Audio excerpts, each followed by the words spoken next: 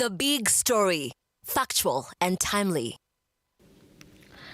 Hello there, good evening, much thanks for tuning in. It is the 7th day of June 2022, exactly 9 p.m. East African time, a very eventful day as the IEBC deadline for the constituency and the county for the aspirants who are vying for the August elections has come to an end today. And of course, we have that story and so much more planned for you in our bulletin tonight. This is the big story, but before we get into the business of the day, here are the highlights. The news headlines in association with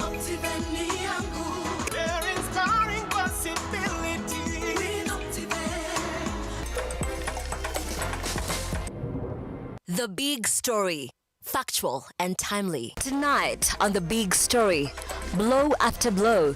Former Nairobi Governor Mike Sonko is a man under siege after the IEBC declines to clear him for Mombasa gubernatorial race. We are dealing with an institution here that, first of all, is clearing the wrong candidates. Your voices are going to be heard, and you shall be on the ballot. Disrupt in the race. 3 presidential aspirants whose ambitions were flawed by the IEBC threatened to square it in court. Ati nimesikia tena jana amesema biashara ya watu wa mtumba ati wanafanya biashara na bidhaa ya watu maiti. Raila's 10 commandments. We tell you what's inside the Azimio la Umoja One Kenya Alliance 10-point manifesto as Kenya Kwanza downplays the content. And blessings come in fours. A family in Kakamega County overflows with joy after a mother delivers 2 sets of male twins. Yippee! Kamata floating at 349K.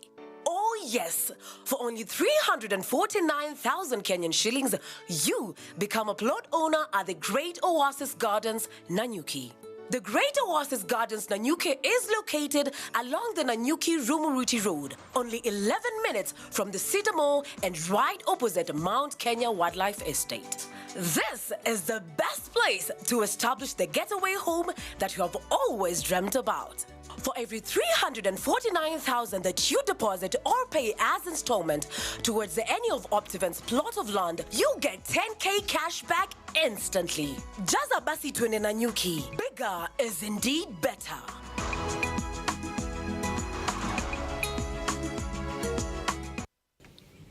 Welcome and from wherever you're watching, as from the hashtag is the big story. At Lookup TV on Twitter, Lookup TV on Facebook, and on our YouTube channel where we are at Lookup TV. Continue joining us for the next 30 minutes or so. Our sign language interpreter for tonight is Josephine Ouko, and I am Nancy Nelima. Welcome to the broadcast. Mombasa gubernatorial candidate Mike Sonko has been denied clearance to vie for the Mombasa seat, accompanied by his running mate Kisauni MP Ali Mbogo and former Matuga MP Chirau Makwere. While presenting his papers at the School of Government, a standoff ensued between the governor and his officials as he negotiated his clearance. The judge bench ordered the IEBC to hold its decision pending Sonko's clearance until the case issued challenging IEBC directive is heard. Mike Sonko has been denied clearance. Let me ask you something. No, let me ask you something, madam. Yeah, madam, let me ask you something. Do you need orders from the court to clear me? Exactly. No, do you need any orders to clear me? Why do you need orders from the court to clear him when he has an active appeal case at the Supreme Court? While presenting his papers at the IEBC offices in Mombasa, a standoff ensued between Sonko and the IEBC officials as he tried to negotiate his way to clearance. I was just informed by the advocate, and that's why I said, because I'm not aware, maybe the judge can communicate. Who is that advocate? You are advocate. Okay, my matter is not before the High Court. It is at the Supreme Court. You have a very good question. That the Commission is not aware about my appeal at the Supreme Court, yeah? That is okay, there is a communication from the Registrar of Supreme Court. I've given it to you right now. Can you read that communication? The electoral body stated Sonko's impeachment as the basis of its decision, and also adding the fact that his university degree had not been cleared by the Commission of University Education. Number one, my appeal at the Supreme Court. Number one, lack of an original degree certificate. No, it is there. The degree is there. Somebody has gone for it. Okay, no problem. It cannot be a disqualification because people you gave the time to go and bring. Lack of a certified copy of the degree certificate by the university. Number 3, show Patrician of Kenya. Once you're cleared, I will come and clear you. In other news, Narok gubernatorial aspirant on the UDA ticket, Patrick Olin Tutu, was forced to find another deputy candidate at the 11th hour. This was after it was revealed that his selected candidate, Matthew Kirui, had not resigned at the time stipulated by the law. Niliweza kubadilisha deputy governor kwa sababu ya hitilafu kidogo ambayo ilitokea. Engineer Kirui alikuwa ni mtu ambaye alikuwa bado ako kazini, lakini IEBC wakamweka yeye pale kwa IEBC ndiposa kwa sababu bado alikuwa anaendelea na kumaliza clearance. However, Ntutu was finally cleared and given the go-ahead to campaign. Unaona? Na si imeandikwa vizuri? Bellamy Boston, Look Up TV. And still on disappointed aspirants, businessman Jimmy Wanjigi, lawyer Ekuru Okot, and legendary gospel singer Ruben Kigame say they will move to court to seek injunction barring the IEBC's decision to block them from the August 9th presidential ballot. The 3 aspirants maintain IEBC failed to follow the law in arriving at its decision and now wants the court, through interpretations of various clauses, force the electoral body to vacate their decision, which they maintain violates their fundamental freedom, rights, and as our reporter Henry Tende now files. United in sadness and during rejection, this businessman Jimmy Wanjigi, lawyer Ekuru Okot, and gospel singer Ruben Kigame have stated categorically they are escalating their duel with the Independent Electoral and Boundaries Commission (IEBC) to the corridors of justice. The 3 whose presidential candidatures were thrown out by IEBC for failing to satisfy the requirements of the commission now wants the court to revert the decision. The TO insist IEBC erred in its decision, saying they were dismissed without being accorded a fair hearing. The Wanjigi cohort also maintained the IEBC dismissed their bid on frivolous allegations in total disregard to the rule of law, a move they reiterate violates their fundamental rights. In 2010, we passed a new constitution, believing that we have got new rights embedded that people have fought for, believing people had died for. And we were very proud of that new constitution. And our prayer, come the 2013 election, was that there would be an ushering in of a new government that would ensure that the inalienable rights of that new constitution were going to be adhered to. And that the government that was coming into place in 2013 was going to be a government that was pro-reform to that constitution. It is evident to all of us today that this is a government that decided at the beginning it is going to claw back what we envisaged as the gains of the 2010 Constitution. On the 28th of May 2017, IEBC issued me with a certificate to run as president. Last Sunday, IEBC denied me that certificate on the excuse that my degree certificate is not certified. Isn't that laughable? So I think we are dealing with an institution here that, first of all, is clearing the wrong candidates just because they do not want alternative voices like Wills has said. We will use the law to challenge every single decision that IEBC will make. But we do believe that if IEBC is minded to apply the law, we should not even, they should be inviting us at this point that we made a mistake, come we correct it. They should not wait for us to appear before them because they have applied this law. They have been parties to court cases where this law was applied. They cannot turn at this particular point, but we will vigorously fight it in court until the end. The three presidential hopefuls have additionally accused the electoral body of discrimination and an open preference of some of the aspirants in the race. This, they say, defeats their gain on democratic rights and totally paints the commission as a partial referee. I have been included on the ballot before, but why this particular time? I rest it all on one person called Wafula Wanyonyi Chebukati and the commissioners and the entire body of the IEBC. Chebukati and IEBC are the most discriminating entity in this country. We are not going to tire. We are not going to allow our country to be mistreated like somebody's chattel, or we're not going to allow individuals to hide behind institutions. Personally, I'm going to make a case against each and every of those commissioners, because people cannot make decisions that are injurious to a country, to people, and then hide behind an institution called IEBC. Wanjigi, Ekuru and Kigame have also blamed forces within the Jubilee administration of frustrating alternative leadership in the country. Chebukati refused to receive my signatures, and we asked for a meeting. He granted us on the 5th in order to resolve this. And I have witnesses in that room. He says that I understand your case, but my hands are tied. I would like to know who is tying Chebukati's hands. Which law is tying Chebukati's hand, if it's a law? And we want to tell the current head of state, you shall not succeed. You shall not succeed in muffling the voice of the people and giving the people the voice that they want to speak for them on the ballot. You will not succeed. Jimmy Wanjigi maintains the decision by the Independent Electoral and Boundaries Commission (IEBC) to deny him a chance at this year's presidential election is against the law. He maintains he is heading to the court to allow his name be on the ballot come August 9th this year.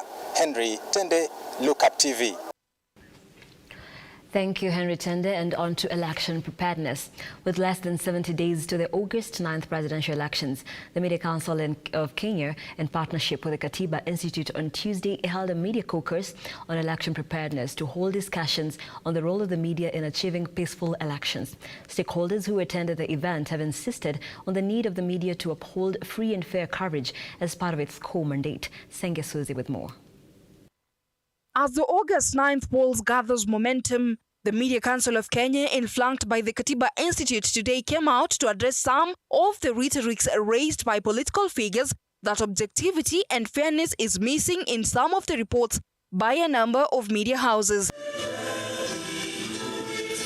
The event, which was themed Elections, Media and Information Integrity, brought together stakeholders from the Fourth Estate and those in the judicial sector, seeking to address some of the underlying issues as Kenya heads to the general polls. While we undertake to protect the rights and privileges of journalists and the media, we also have an obligation to protect the rights and privileges of the consumers of the media. Media Council leadership, led by the institution's CEO, David Omoyo, flanked by other dignitaries, urged journalists to embrace free and fair coverage during this electioneering period. Remember, as media, you have three responsibilities largely.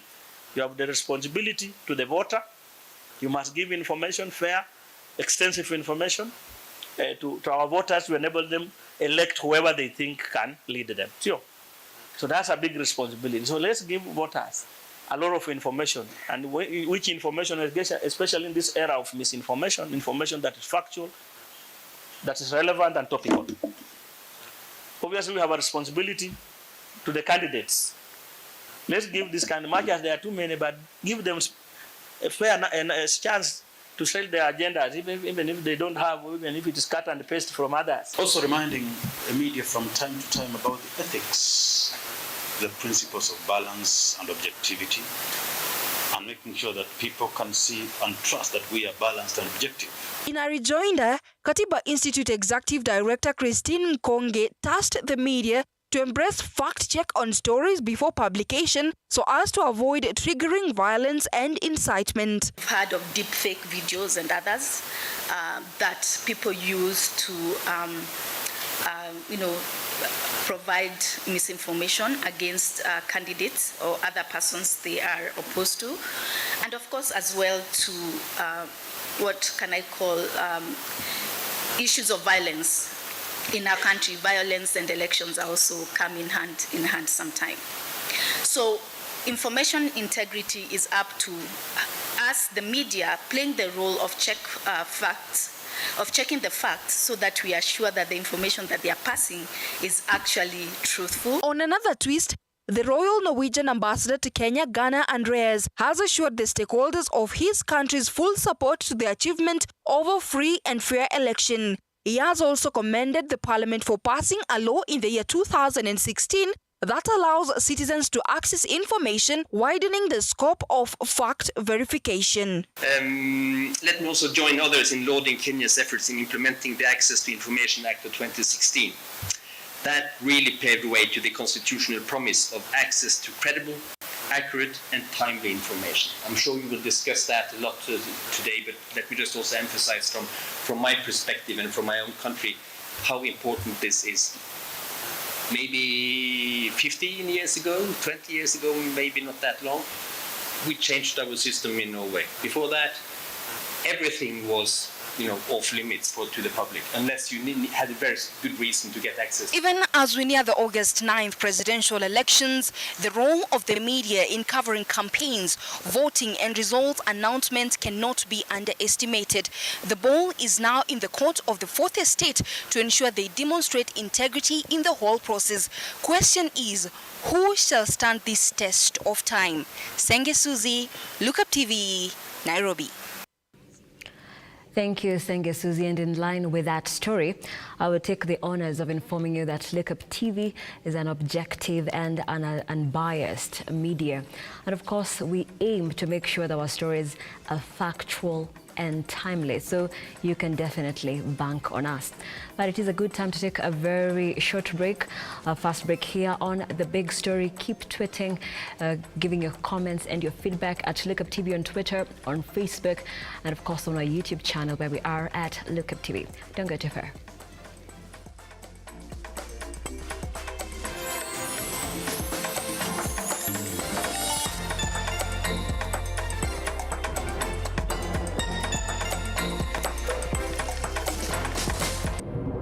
The big...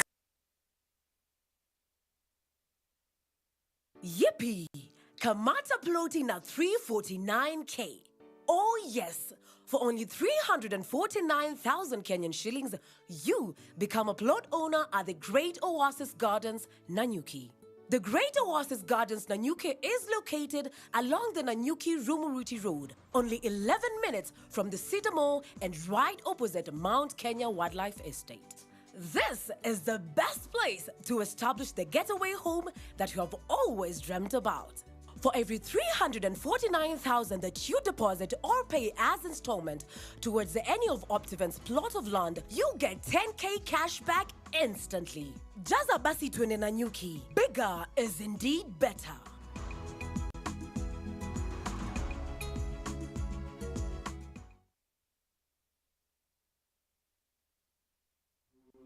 Welcome to Look Up Guest House, Retreat and Prayer Center. When you first come in, we will be happy to receive you at our reception, then proceed to our cozy and well-equipped accommodation facilities. We aim to provide our guests with a unique, comfortable and worthwhile experience. Here at Look Up Guest House, we provide our guests with a continuous supply of room amenities.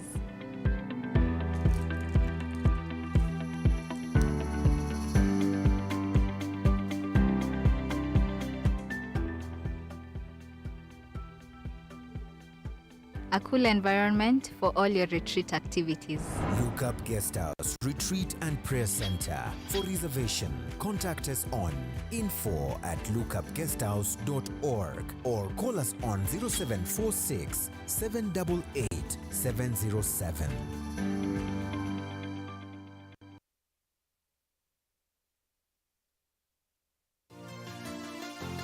Yeah. Are you looking to turn your passion to purpose? Vera Beauty and Fashion College now brings you online classes at the comfort of your home. We are a TVET-approved institution with over 20 years experience in training competency-based courses in fashion design and creative arts, cosmetology, hairdressing, beauty therapy, interior design in soft furnishings, event decoration and flower arrangement, hospitality and catering, and training of trainers. To enroll, call us today on 0704 577 577 or visit our website at www.verabeautycollege.com. Vera Beauty and Fashion College, a center of excellence. Help me identify a beautiful woman. I never came across one till I got to Vera.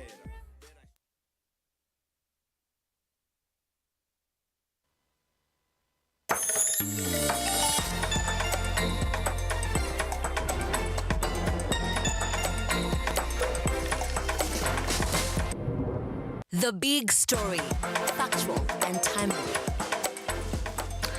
And welcome back to The Big Story. The hashtag is The Big Story across all our social media platforms where we are at Lookup TV. Nancy Nelima here, and on the sign language interpretation is Josephine Oko. Let's continue informing you. Azimio presidential candidate Raila Odinga on Monday unveiled his 10 commandments, promising to jumpstart the economy within the first 100 days. Speaking during a colorful evening event at Nyayo Stadium, Raila also pledged to reduce the cost of living as soon as possible and deliver double-digit growth in the future. Azimio! Azimio! With just 63 days to the next general elections, the much-awaited Azimio manifesto was launched on Monday at the Nyayo National Stadium, with most people eager to know what the former Prime Minister and his team had in store for them once he ascends to presidency. Well, let us all give His Excellency a round of applause. Odinga, in his dossier, promised to resuscitate the economy and create a double-digit economy, putting more emphasis on fighting corruption.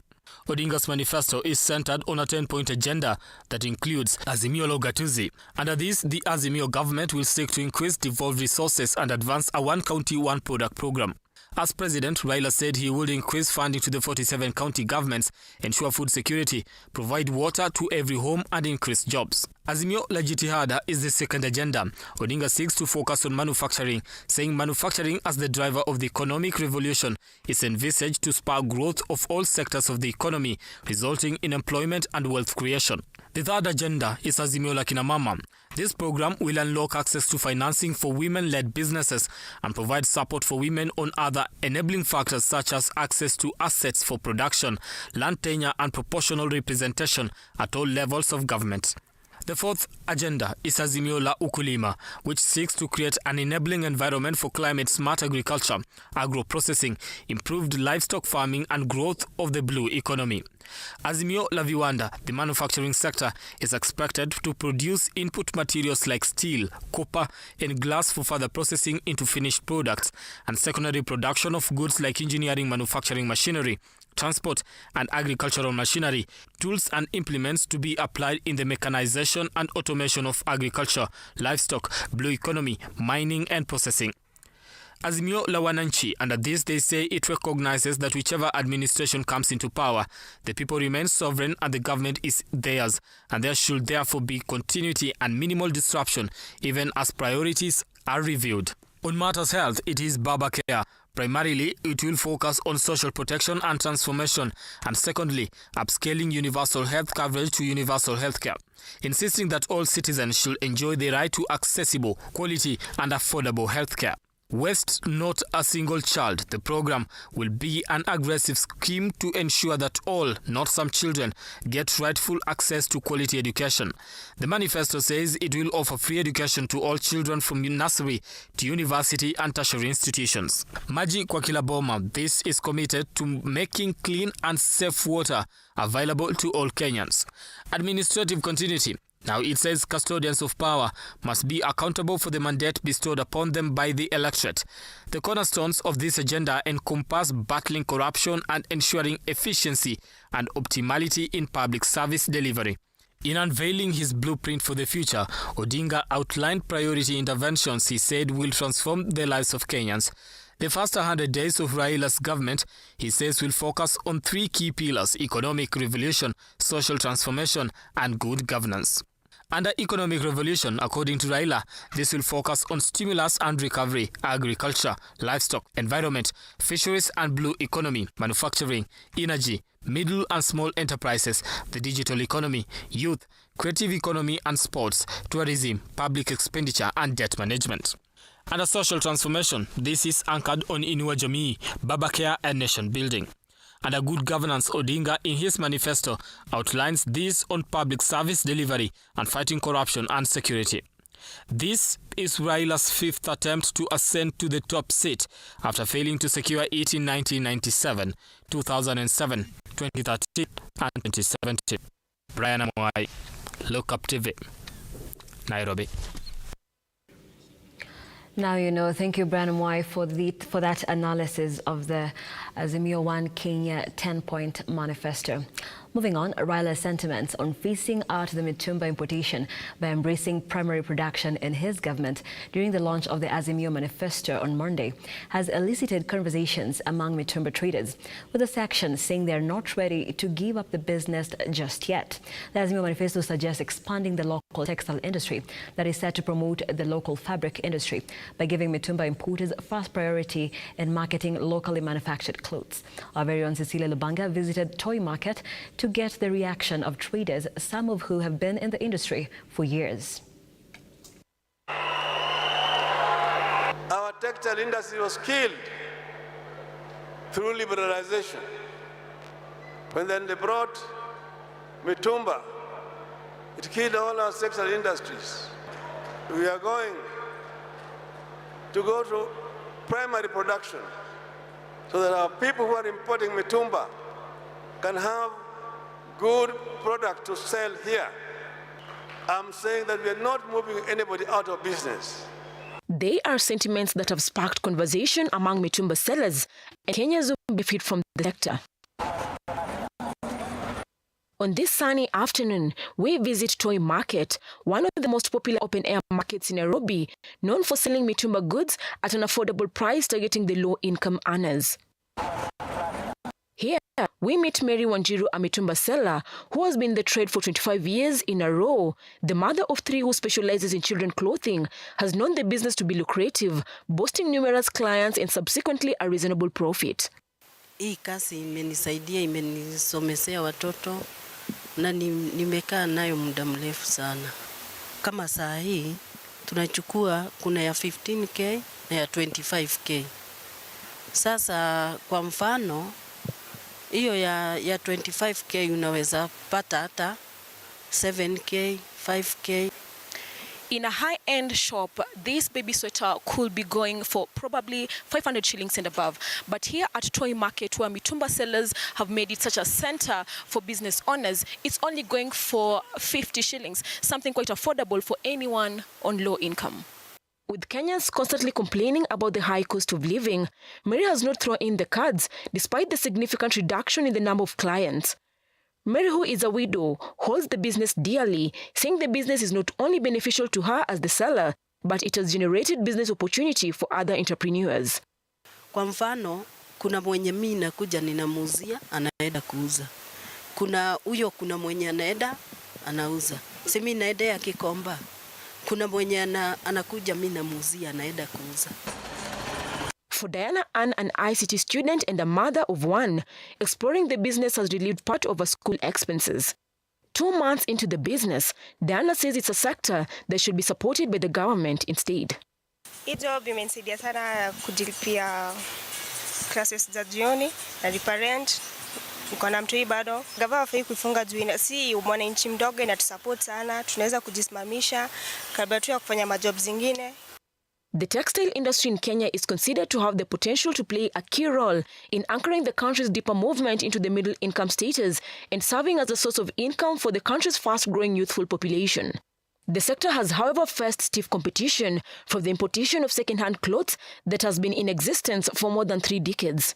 As Kenya looks to boost the local textile industry, the question remains, what strategy will the government use to accommodate the already existing mitumba sellers, with 91.5% of Kenya's households using mitumba clothes?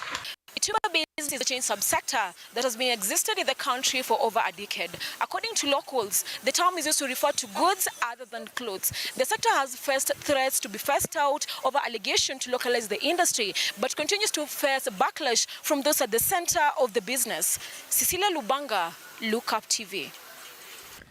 Thank you, Lubanga. And now let's go back to the campaign trail. Deputy President William Ruto has voted down Azimio One Kenya leader Raila Odinga's manifesto, stating that they are disadvantageous to the Kenyans.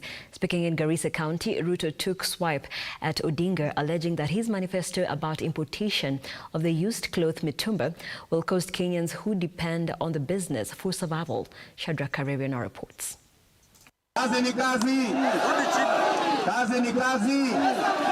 Kenya Kwanza politicians, while in the split campaigns throughout Mount Kenya Western and Northeastern regions, have stepped up their fight to the Azimio One Kenya flag bearer Raila Odinga's manifesto, which they allege are disadvantageous to Kenyans.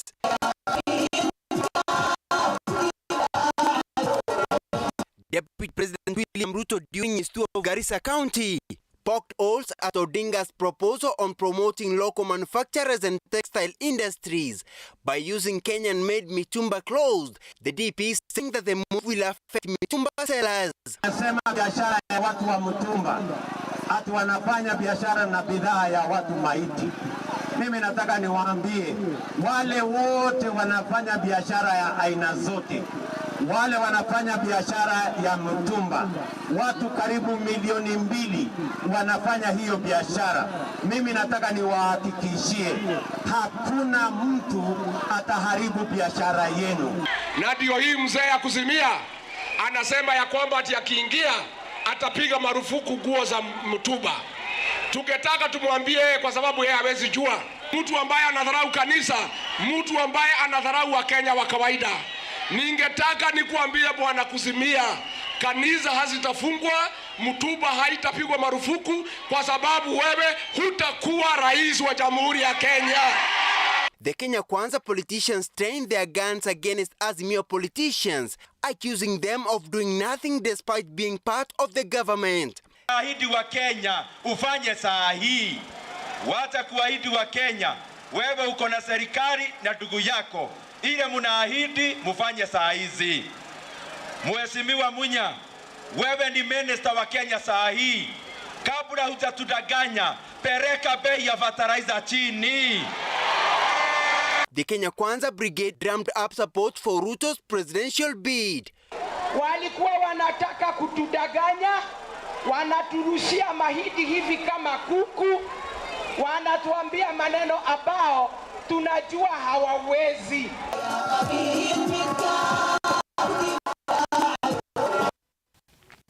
And we do have to take another very short break here on The Big Story. But coming up is a story about Pwani Oil that is going bankrupt. Don't go too far.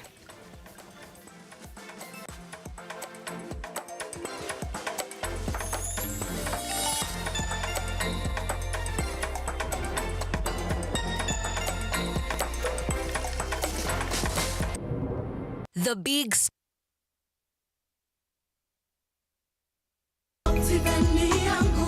Get a chance to wake up as a tourist as you view Mount Kenya every day by buying a plot of land at Wema Gardens, Naru Moru.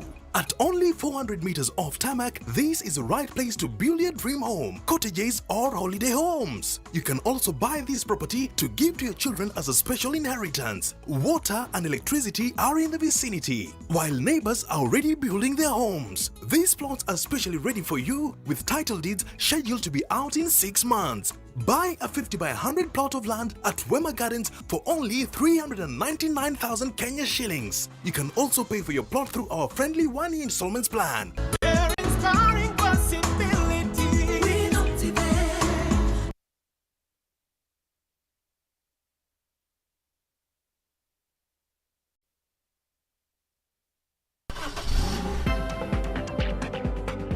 Every morning, thousands and thousands of Kenyans use these roads to commute to their various and respective destinations. What is the situation and what is the weather? We have made it our business to investigate scrutinize and analyze how safe and efficient the infrastructure is. If they close the barabara or whatever they are closing, they tell them to give us food. Millions of lives lost and scores injured day in, day out. So at impact, there is higher chance. We sit with road safety experts, road safety ambassadors, activists, authorities. Prides in a platform that breeds revelations and solutions around matters road safety. You do not have to be a statistic.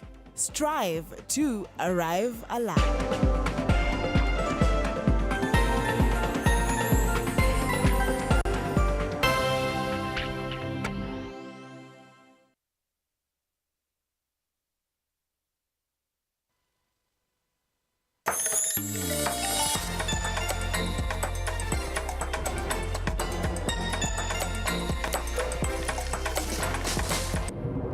The big story, factual and timely. Thank you for staying with Lookup TV. Now, a family in Kolomani constituency, Kakamega County, is overflowing with joy after Alice Kasiala has delivered 2 sets of male twins in Kakamega Referral Hospital. Alice, who is still a mother of 3 girls, has been blessed with 4 boys following her desire to have a son. Shalin Mwende with the details. Meet Grace Kasiala, a resident in Ikolomani constituency, Kakamega County, who is now a mother of 7 children following her recent delivery of 2 sets of male twins at a go. Nilikuwa na mimba. Hiyo mimba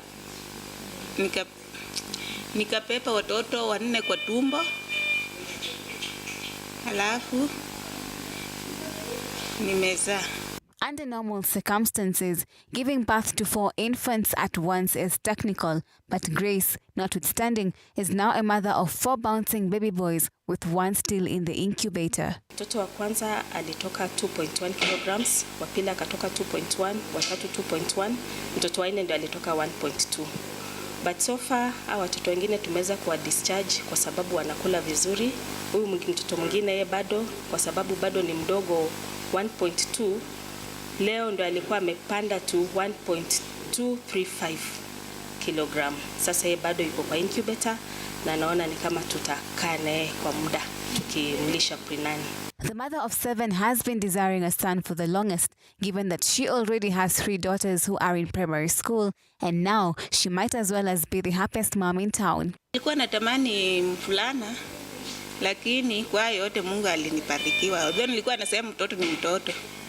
Lakini kwa yote Mungu amenibariki kwa vijana. Wote watoto 4 ni vijana. Sasa nahisi tu nikiwa na furaha kabisa. Penye nimeolewa wamefurahi sana. Hawana shida.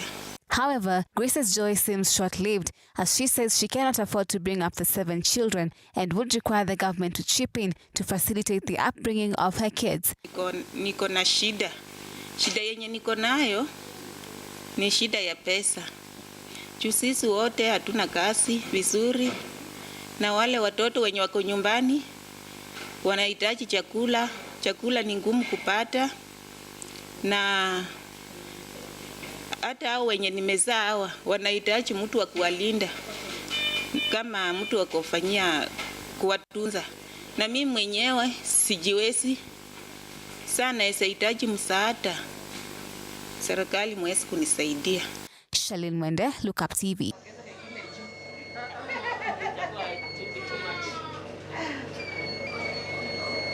Thank you, Shalin Mwende, and congratulations to Alice Kasiala, and all the best to you and your growing family.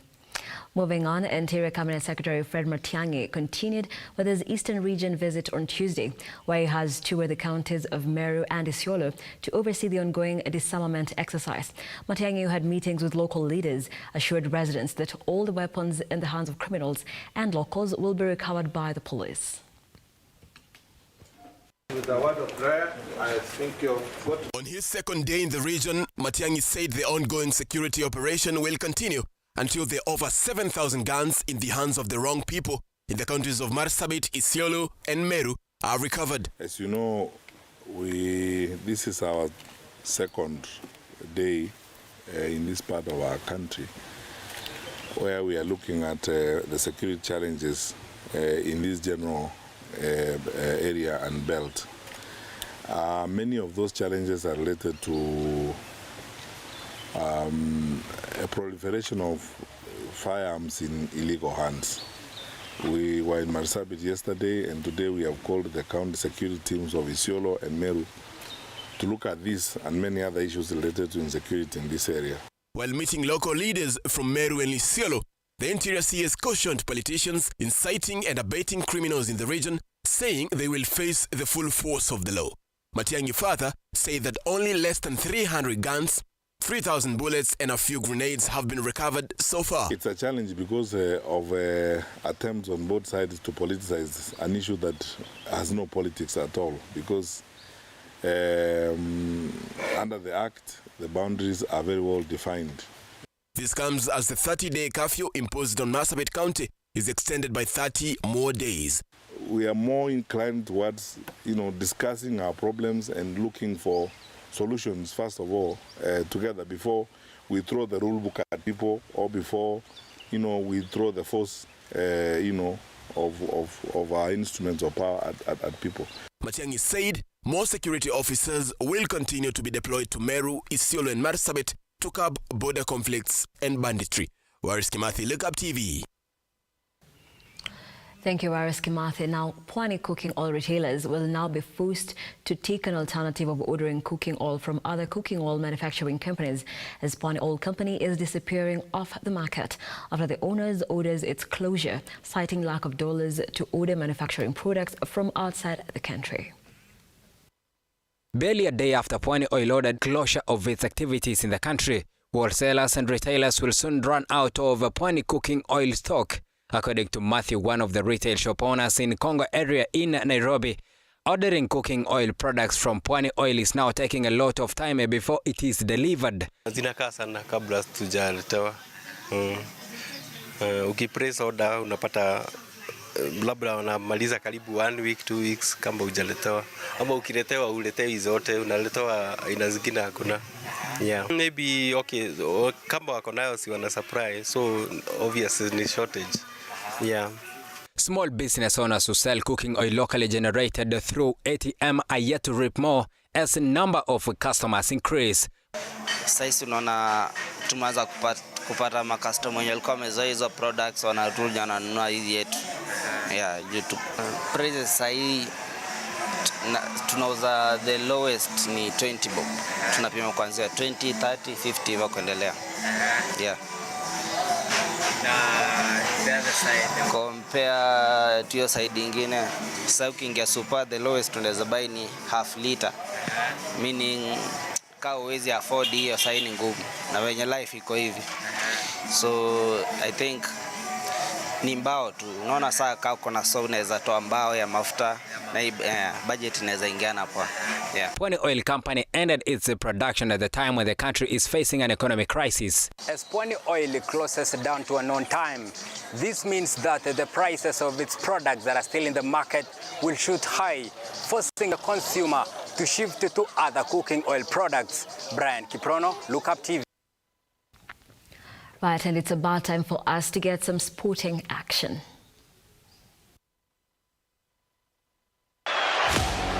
Rooney fights through the streets of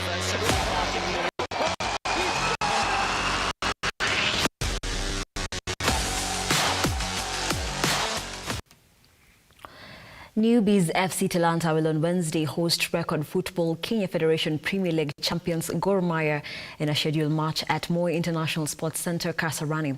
A win for Gor will take them to the third position on the log on 55 points, one above Bandari ahead of the final fixture. Talanta to host Gor Mahia at Stadium on May 15th, but the game was called off by the AKF Transition Committee. Akaweka kitu kizuri kabisa ndani ya nyavu na bila shaka akachukua uongozi wa mapema dakika ya 10 hapa. Alikuwa hapa ameleta tena katika heka ya kusawazisha. Michael Isabwa akasimama. And local universities will be looking to shine in athletics, which takes center stage on Wednesday at the ongoing 10th All-Africa University Games at the Kenyatta University. Mark Kangethe, who will be the representing of Strathmore University in the 100 meters and 200 meter races, is looking forward to a beautiful competition, adding that competing at home will be an added advantage.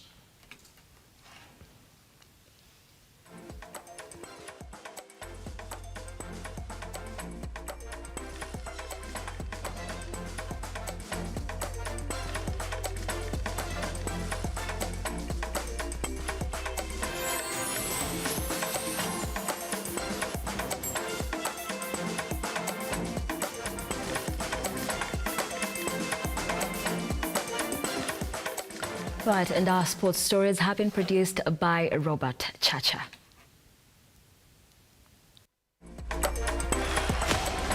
Rooney's fight through the streets of Central Park in New York.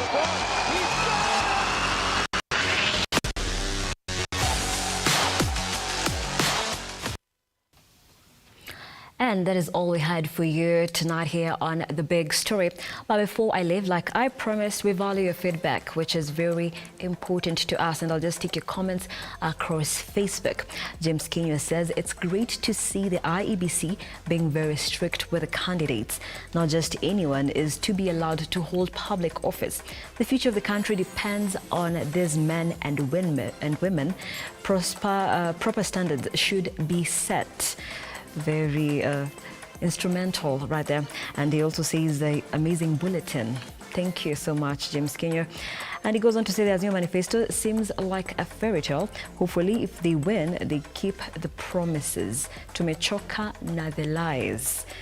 And Raquel Kadembeki says, watching live from Makadara. Thank you so much. Remember, Look Up TV comes to you across all our 47 counties. Do let us know where you're watching us from and what's trending wherever you are. And Rachel Odhiambo concurs with James Kinyo with a point where he said it's great to see IBC being very strict with the candidates. She says, very true. And we appreciate your feedback, and do keep it Look Up TV on Facebook, Look Up TV on Twitter at Look Up TV, and on YouTube at Look Up TV. For this and other stories, and of course our programming, which is streamed across all our social media platforms, and right from our 1 p.m. news, which is Kutoka Mashinani, all the way to 4 p.m. trending news, 7 p.m. Taarifa Kuu, and today, Tuesday, The Big Story. Thank you so much for watching. Our sign language interpreter for tonight has been Josephine Ouko. And I am Nancy Nelima. I appreciate you for watching. Have a lovely evening. Good night.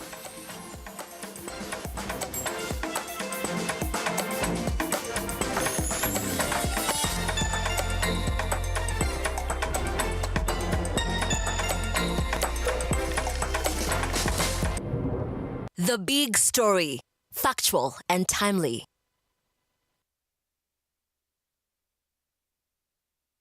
Yippee! Kamata ploti na 349K. Oh yes, for only 300